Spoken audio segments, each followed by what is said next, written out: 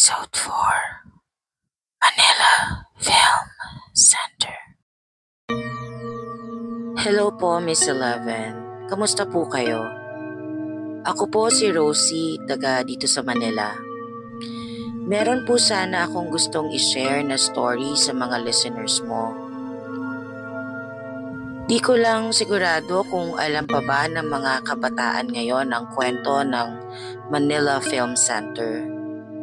Medyo luma na din kasi ang istorya ng nangyari dito. Pero itong experience ko medyo lately lang nangyari, mga 3 to 4 years ago. At ito po ang kwento ko. Ang tatay ko po, Miss Eleven, ay isang empleyado ng gobyerno. Naa-assign po siya kadalasan sa mga gusali na kailangan ng maintenance work. Mula sa pagpinta, pag-ayos ng mga kisame, at kung ano-ano pang kailangang ayusin o linisin. Na-assign siya at ang mga kasama niya na maglinis sa paligid ng Manila Film Center. Well, ang sabi sa kanila ay may mga planong ayusin ng Manila Film Center kaya kailangan itong malinis ng pakonti-konti. Nang panahon na ito ay medyo kulang sila sa mga tauhan. Kaya naman naalok ako ng tatay ko na mag part-time job habang di pa ako nakakahanap ng trabaho. Isa nga pala akong newly grad ng mass comm sa panahong ito. Pumayag naman po ako kasi di naman mahirap ang trabaho doon. Hindi kami mismo ang naglilinis, Miss Eleven. Kami lang po ang nangangasiwa ng mga proyekto. Ang magiging trabaho ko ay siguraduhing natatapos ang mga tauhan, ang mga kailangan nilang gawin nang naaayon sa schedule. Kasama na din po sa trabaho ko ang siguraduhin na kumpleto ang mga materyales na kailangan ng mga trabahador. Una naming naging project ang paglinis sa paligid ng labas ng Manila Film Center. Tinanggal namin ng mga damo, mga nagsisilakihang halaman, mga naipon na basura at kung ano-ano pa. Nung natapos na namin ang labas, sinabihan kaming simulan na din namin linisin ang loob nito. Pero yung lobby lang. Sa unang beses na pumasok ako sa film center, ay nakaramdam ako ng kilabot at takot sa parang napakalungkot na itsura nito sa loob. Madilim, pero malamig sa loob nito. Meron ka ding maaamoy dito na parang amoy na mga basahan na di natuyo sa araw na may halong lansa. Nang umaga na yon ay dumaan ng tatay ko sa Manila Film Center para kamustahin ang takbo ng project namin. Ang tatay ko po, Miss Eleven, ay opisina lamang pumapasok. Paminsan lamang ito kung dumalaw sa mga site ng project para mag-inspection. Pero nung araw na ito, sa unang araw ng paglilinis namin sa loob ng film center, hindi lang inspeksyon ang naging pakay ni tatay. Tinawag niya ako sa isang tabi at napakaseryoso ng mukha niya. Anak, kamusta ka naman dito sa trabaho mo? Okay naman po, tay. Di naman po mahirap ang trabaho. Tsaka parang takot ang mga empleyado sa'yo kaya masunurin sila sa akin. Biro ko kay tatay. Anak, meron sana ako itatanong sa'yo. Medyo nagulat ako sa tono ng boses ng tatay ko sa puntong ito, Miss Eleven. Napakadalang po niya magsalita ng ganitong paraan. Bakit po, tay? Ano yun? May problema ho ba? Wala, anak. Wala namang problema. Tatanong ko lang sana kung alam mo ba ang kasaysayan ng gusali na ito, anak? Ho? Ano pong ibig niyong sabihin? Kasi anak, may kwento kasi itong building na to. Siguro di mo alam kasi sobrang tagal na ng panahon nung nangyari yon. Nangyari ang alin, tay? Itinabi ako ng tatay sa isang gilid ng lobby at pinaupo sa dalawang maalikabok na upuan. At doon, inumpisahan niya ibahagi sa akin ang nakaraan ng Manila Film Center. Kasi anak, itong building na to, sinimulan nitong gawin noong 1981. Ang plano rito, gawin itong isa sa pinakamagandang tanghalan para sa sining ng pelikula at teatro. Proyekto ito ng dating unang ginang Imelda Marcos, ang asawa ni President Ferdinand Marcos. Gusto niya na magkaroon ng magandang lugar para mapagdausan ng magagarang events na dadayuhin ng mga tanyag sa buong mundo. Pero gusto niya mabilis na matapos ang gusali para magamit ito agad sa isang magardong pagdating ng mga artista mula sa ibang bansa. Yung bang parang awards night. Kaya ang ginawa nila, minadali nila ang paggawa ng building. 24 oras na may nagtatrabaho dito para matapos agad. Ang problema, around November 1981, may aksidente na nangyari dito. Habang nagtatrabaho sila, bumigay yung scaffolding sa 4th floor at maraming mga nadaganan na manggagawa. Ang mahirap pa nun marami rin sa kanilang nalubog sa semento kasi yun yung ginagawa nila nung araw na yun. Ang kwento ay dahil sa dami nila na natabunan, marami rin sa kanila ang inabutan ng pagtigas ng semento bago pa sila matulungan. Sabi sa balita, nasa lagpas 150 na katao ang namatay dito nung araw na yon. At dahil ayaw ni Ma'am Imelda Marcos na maantalang paggawa ng gusali na ito, ay binuhusan na lang nila ng tuluyan ng mga katawan ng mga trabahador kesa kunin ito at ibalik sa kanilang mga pamilya. Nagulat ako sa sinabi ng tatay ko, Miss Eleven. Sabay ng pagkagulat ko ang pagkabalot sa akin ng malamig na hangin. Na sa totoo lang ay pinagtataka ko kasi syempre nasa loob kami ng building. Saan naman manggagaling yung hangin? Naitayo ang gusali na ito, anak, para mapagbigyan ng kagustuhan ni Imelda Marcos. Pagpapatuloy ng kwento ni tatay. Marami pang nangyari dito, anak, sa paglipas ng panahon.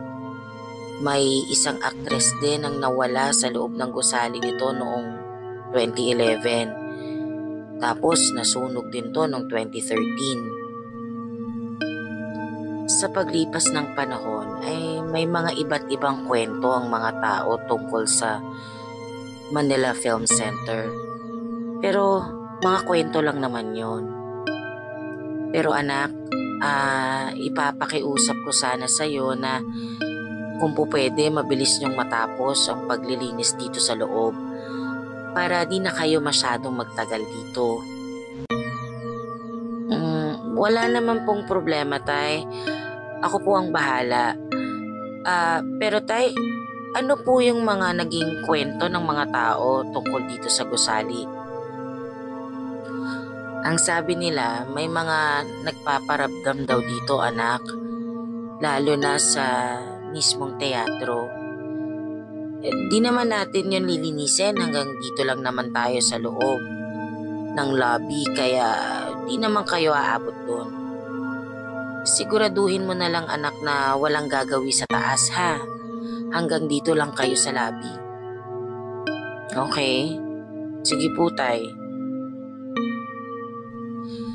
Nag-ikot-ikot muna saglit ang tatay ko nung araw na yon, Miss Eleven. At paulit-ulit niyang pinapaalala sa mga tauhan namin na hanggang sa labi lamang sila. Pinagbawalan niya ito ng paulit-ulit na hindi sila pwedeng umakyat sa taas. Umalis si tatay pagkatapos noon at tinuloy din namin ang aming trabaho. Pagdating ng tanghali, lumabas ang mga trabahador para mananghalian. Pero ako, naiwan dahil dinalhan ako ng tatay ng sarili kong pagkain. Habang kumakain ako ay nanonood din ako sa aking telepono. Di nagtagal, pagkatapos umalis ng mga trabahador, may narinig akong tunog ng bakal. Yung parang bakal na hinihila sa sahig. Napatingin ako sa bandang kanan ko, Miss Eleven, kasi doon ang gagaling yung tunog. Sandali akong nagsalita at nagtanong kung meron bang tao, pero wala pong sumagot. Tapos bigla na lamang tumigil ang tunog. Naisip ko na baka sa palabas na telepono ko naririnig ang tunog, kaya di ko na ito binigyan pa ng pansin. Pero pagkatapos lang ng ilang minuto ay narinig ko na naman yung tunog ng bakal na yun. Kaya napilitan akong tumayo para hanapin kung saan ito nanggagaling. Umabot ako sa paanan ng isang napakalaking hagdanan. Sa taas nanggagaling ang tunog. Pero, aakyat ba ako? Ikabilin-bilinan ng tatay, huwag kaming aakyat sa taas. Di ko maintindihan kung anong iniisip ko, Miss Eleven, nang ihakbang ko ang paa ko sa unang baitang ng hagdan. Di lumaon, sa kakasunod ko sa tunog, ay nakita ko na lang ang aking sarili sa harap ng napakalaki at napakataas na pintuan. Idinikit ko ang tenga ko sa pintuan. May mga tao sa loob. May naririnig ako ng mga boses. Pero di ko maintindihan ang mga sinasabi nila. Naisip kong bumalik na sa baba, pero gusto kong malaman kung may mga tao ba sa loob. Baka kasi may mga trabahador na doon kumain sa loob ng teatro. Di ko pa man nahahawakan o naitutulak ang pinto, ay kusa itong bumukas.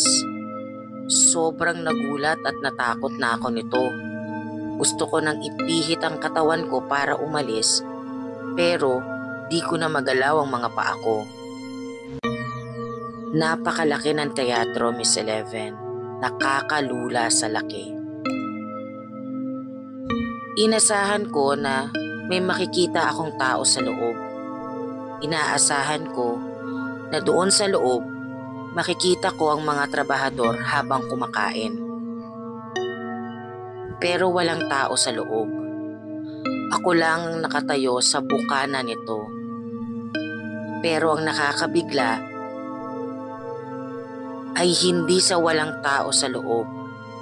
Ang tumakot sa akin ay na kahit walang tao doon, naririnig ko pa din ang mga boses at ang tunog ng bakal na kumakaskas sa sahig na semento. Mula sa aking kaliwa, sa gilid ng aking mga mata, ay dahan-dahan kong nakita ang isang lalaki. May hila-hila siyang pala. Balot siya ng semento sa buo niyang katawan, mula ulo hanggang paa. Dahan-dahan siyang dumaan sa aking harapan, umikot hanggang sa aking likuran. Umiiyak na ako sa takot sa puntong ito, Miss Eleven. Tumigil siya at tumayo siya sa gilid ko. Pilit kong binubuksan ang aking bibig para sumigaw, pero walang nangyayari. Ang sigaw ko ay sa utak ko lamang. Ramdam ko ang titig ng kanyang mga mata. Halos mawalan ako ng ulirat nang bigla itong nagsalita sa aking tenga. Buhay pa ako. Buhay pa ako. Bakit niyo kami iniwan dito? Ito ang huling narinig ko, Miss Eleven. Hindi ko na alam ang sumunod na nangyari. Pero nagising na lang ako sa boses ng isa sa aking mga empleyado. Ma'am Rosie, okay ka lang? Ma'am. Miss Eleven, tinapos pa din namin ng araw na yon ang trabaho. Habang kaming lahat ay nasa baba, hinanap ko ang mga balita tungkol sa insidente noong 1981. May larawan akong nakita na kamukha nung lalaking nakita ko sa loob ng teatro. Nakalagay doon, ang pangalan niya ay Fernan. Nabasa ko na isa siyang foreman sa Film Center noong 1981. Kwento ng mga nakaligtas na mga empleyado. Noong araw na nangyari ang aksidente, kasama niya ang kanyang kapatid at isa ito sa mga natabunan ng semento. Kalahati daw ng katawan ang lumubog, kaya pilit hinuhukay ni Fernan ang kanyang kapatid gamit ang pala. Pero bago pa man dumating ang tulong, ay natabunan ng tuluyan sila Fernan. Ang sabi nga nila, narinig pa nila ang sigaw nito. Andito kami! Buhay pa kami! Pareho silang di na nakauwi muli sa kanilang mga pamilya. At hanggang ngayon, ay di pa din nahahanap ang kanilang katawan. Psst! Rosie, nasa ilalim ako ng upuan mo. Like and subscribe.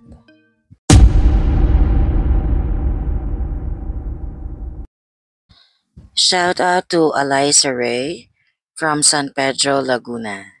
Hakuna Matata!